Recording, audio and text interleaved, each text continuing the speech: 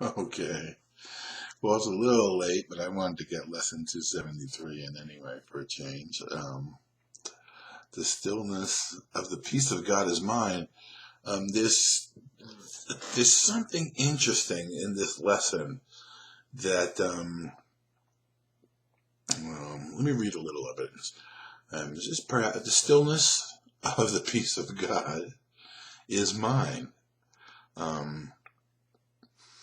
And this is going to tell you that there's nothing that you need do in order to have that stillness, but there is a readiness factor that you must come to in your own mind in order to have, in order to access the stillness of the peace of God, which is yours. Perhaps we are now ready for a day of undisturbed tranquility. And it's funny because today seems to be anything but that, being back here. And it's just been a day of people coming by the house. I'm trying to get caught up, after the trip and blah, blah, blah. So it's been an interesting day. If this is not yet feasible, we are content and even more than satisfied to learn how such a day could be achieved if we give way to a disturbance. Let us learn how to dismiss it and return to peace. Because remember, for me, I think this is the key. The key is to recognize that the disturbance to the peace of mind, the disturbance to the peace of God, is not in the world of space and time. It's in your mind. There are thoughts in your mind that you obsess about, that you identify with, that keeps you active in identifying with the ego. And as long as you're doing that, there is no access. There's no access to the stillness of the peace of God, which is yours. Nothing can intrude upon that peace God has given himself. This is what I wanted to get to. Father, your peace is mine. What need have I to fear that anything could rob me of what you would have me keep? I cannot lose your gifts to me. And so the peace you gave your son is with me, still in quietness and in my own eternal love for you. And this, I think, okay. Let me see if I can put this into words to make this make sense, because it's something that I've come to know. And I think it's important for people to understand this as they pursue A Course in Miracles. God only gives. He does not take away. And everything that has been given to you by God is still right where it has always been, within you and accessible when you release yourself from the fear and guilt that keep you locked in the illusion of space and time. But what I think is important to understand is that the gifts that God has given us have zero to do with anything of the world of space and time. They were given, and given is an odd word. In our creation, they were part of what we were created with. And therefore they cannot be lost, because that's what we are. So in that sense, we've had this idea within the illusion of space and time that it's possible to lose, and it's also possible to, in a sense, be punished for things or have things taken away. But that's not the way of God. And it's very important. It was important for me to realize that the gains that I make, and when I say gains, the gains that I make in relationship to my own awakening never go anywhere, because on occasion it seems like once there is a gain, somehow the ego, in a new sort of phase of awakening, has the ability to make you think that that which you gained was lost due to something that you've done, and therefore was taken away from you, and that is never, ever, ever, ever the case. When you have a realization or when you have a revelation, the reality and the love and the light that was, in a sense, you became aware of in that moment has never left you and will never leave you. And it makes no difference.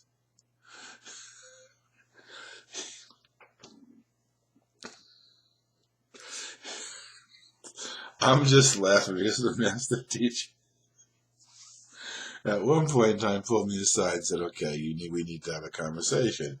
So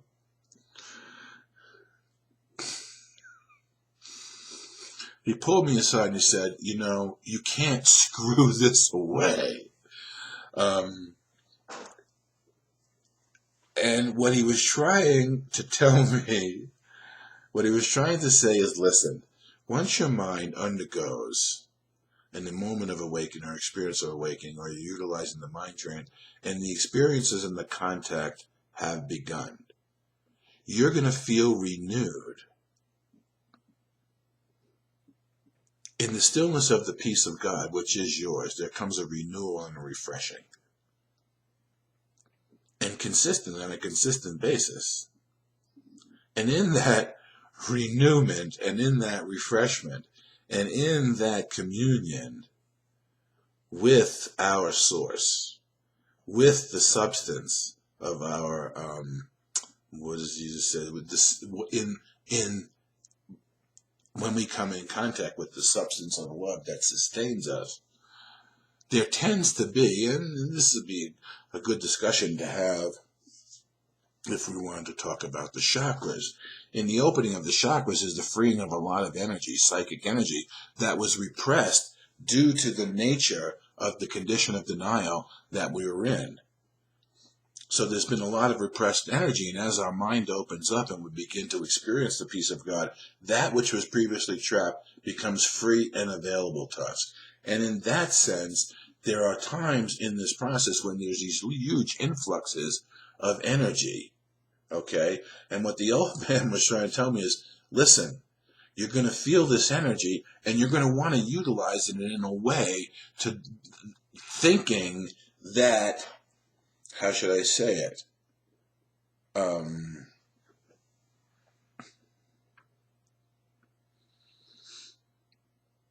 You could relieve yourself from the responsibility of it, in a sense. I don't know. I don't exactly know how to discuss this, except in terms of, I have an idea. In a sense, one of the things that Jesus talks about, and that got cut out in part from the edition of the course that was published and now is back in the sparkly end of the notes, is the idea when Jesus talks about mistaking the miracle impulse for a physical or sexual impulse. And there's a bit of what I'm talking about in that.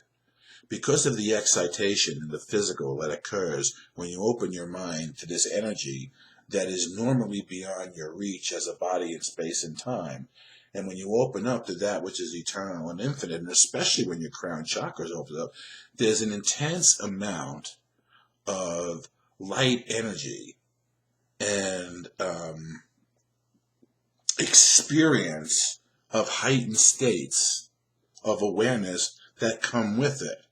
And in that, there is an attraction of children of light to light, and the potential to mistake the purpose of the experience for something that can be utilized within the world of space and time in order to gain something is prevalent with many people at first, until they see that not only do they not gain what they think will help them, it in fact removes them from the experience of the energy and the source that they were in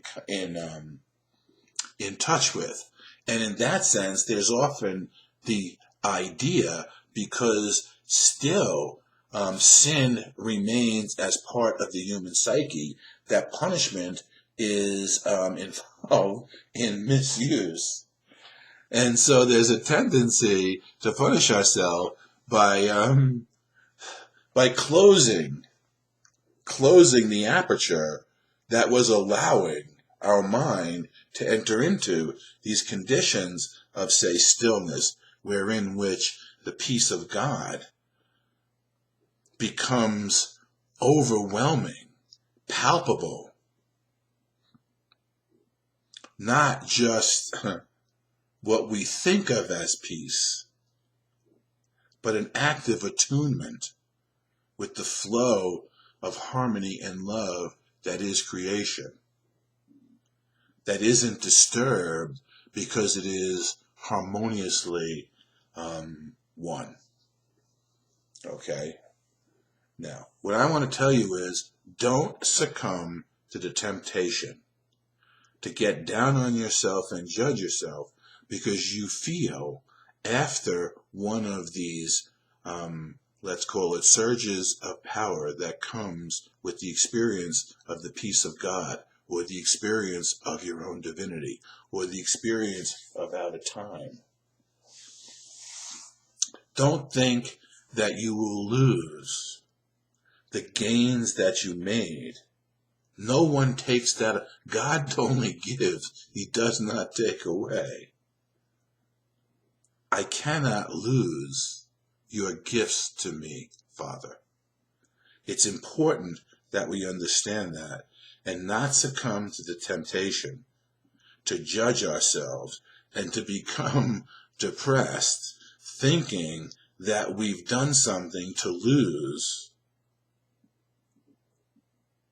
the advances based on the experiences that we've had as we practice the lessons of A Course in Miracles and begin the process of waking up to our reality.